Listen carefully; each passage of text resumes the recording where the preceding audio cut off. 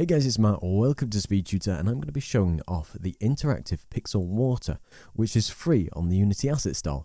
You can have the water which looks slightly transparent. You can even make particular physics objects dive in the water and you can create bubbles and other effects.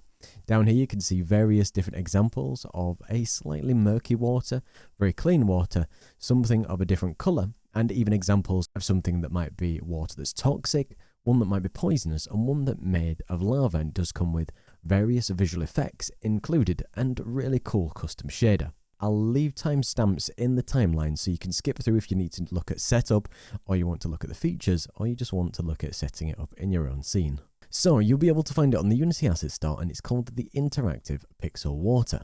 And you can just open that up in Unity, but you can navigate to the Scenes folder and the SC demo, and you can see the demo here with various selections of water. And when we select the first body of water here, you can see that it has a pixel water script with basic rendering, visual effects, physics, event, and action. It does have a buoyancy effect to 2D, a box collider set to is trigger, and it does have its own interactive water shader, which you can use to customize. And you can see here on the pixel water script, you can set the size of it, and you can set the Y scale to make this as big or as wide as you want.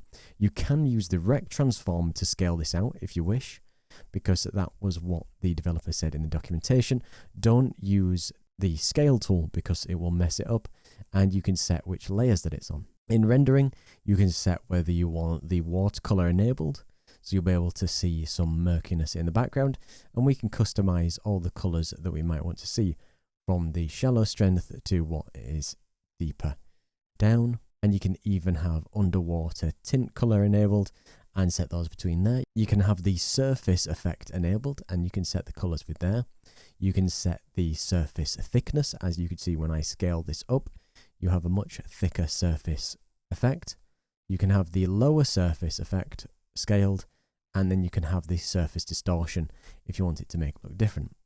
You can actually set distortion enabled or disabled, and have a distortion speed, a scale, and a strength. You can enable or disable the blur, and if I enable it, you can see the shallow strength. When you can see the objects here, they become blurred against the water. Just be careful when you change the blur amount or the blur amount in the deep, because if you make it too high, it may crash Unity with just adjusting that, because it did for me, so do be mindful of that. And if you are liking this video, be sure to throw a like and make sure you're subscribed, because it helps me out massively. You can choose to enable or disable light shafts, as you can see them slightly coming through the water here. You can see them slightly more clearly. You can see that we can set the color of those, as if I set them to just a yellow like this to see them more easily. You can set the scale of those. You can set the power, the tilt of them, the depth of how far they reach down, and even the speed of them and how fast they move.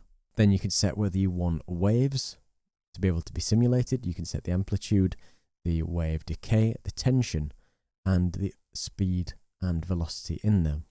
You can set whether you've got an ambient wave, and you can set the different effects in there. You do have FX, which you can enable whether you want bubbles in the water. As you see, if I drag this and I drop this into the water, you can see the effect of the bubbles and the splash that's created. And if you can see when I drop this in again, when I've got rid of the bubbles, we don't see that effect anymore.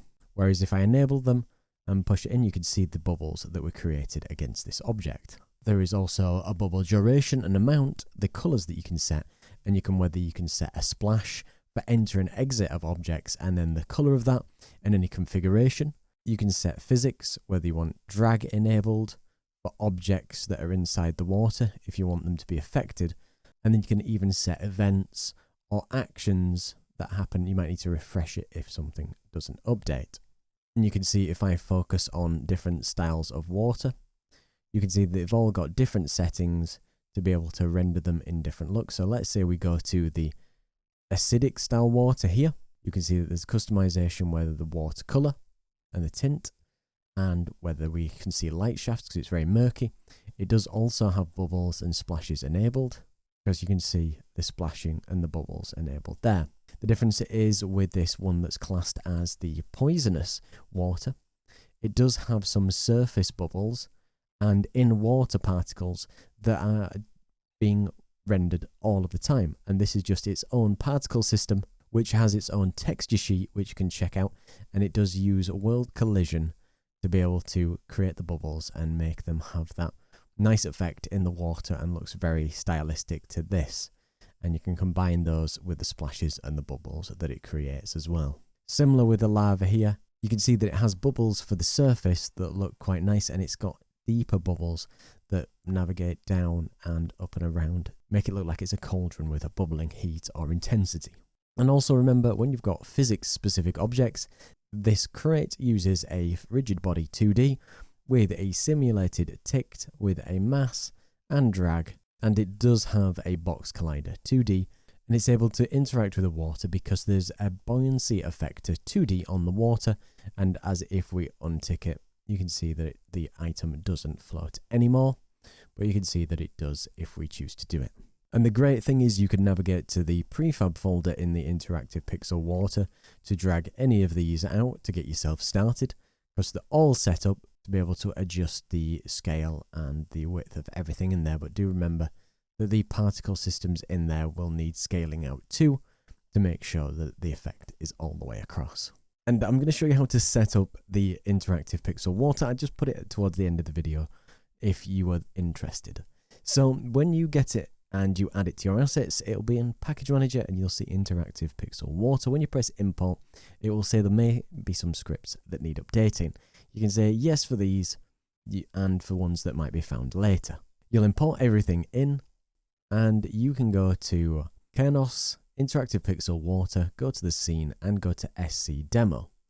I just like to put it on 2D mode and then be able to open out the water assets. Now you won't be able to see anything because it's not currently rendering, so we need to make some changes. So for whichever version you've got within the interactive pixel water, you need to apply the patch. So I'm using Unity 6.3 LTS. So for this, I'm just going to double click that and import these settings in here. And now you will be able to see the different styles of water, and you could use them like this, but it's not currently set up with the URP settings to make sure that you get the transparency and the other cool effects that you can use with these shaders.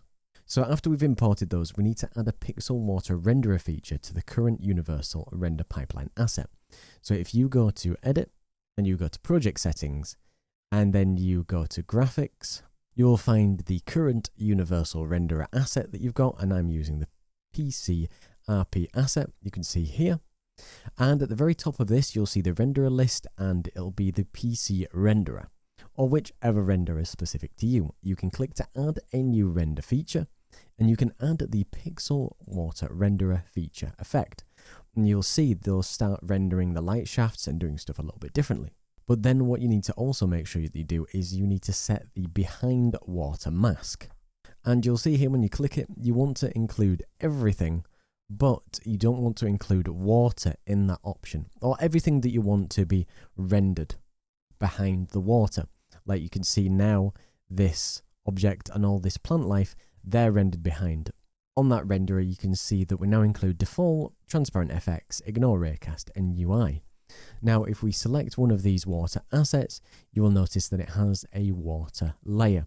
So this is the thing that's not going to be rendered, and any other object can have different layers. And if you see in the top right, it has a layer of default. As I said before, if you do want to set the scale of the water, be sure to use the specific rect tool, which is normally used for UI, or you may well get some issues. So just keep that in mind when you use it. And now it's set up for you to start using the features and to take the transparency into account when you're using all of the different objects that you can see within it. So I do hope you find this really awesome asset helpful, so you can make some beautiful 2D water in your next game. And be sure to thank the developer for making it, and leave them a review if you like it as well. So thanks very much for checking this out. Do check out all the links in the description for all the best sales and everything you can find for Unity at this very moment. A big thank you to all my patrons. Special thank you to Joe and everybody else who comes to watch the video. And don't forget to like, comment and subscribe. Cheers.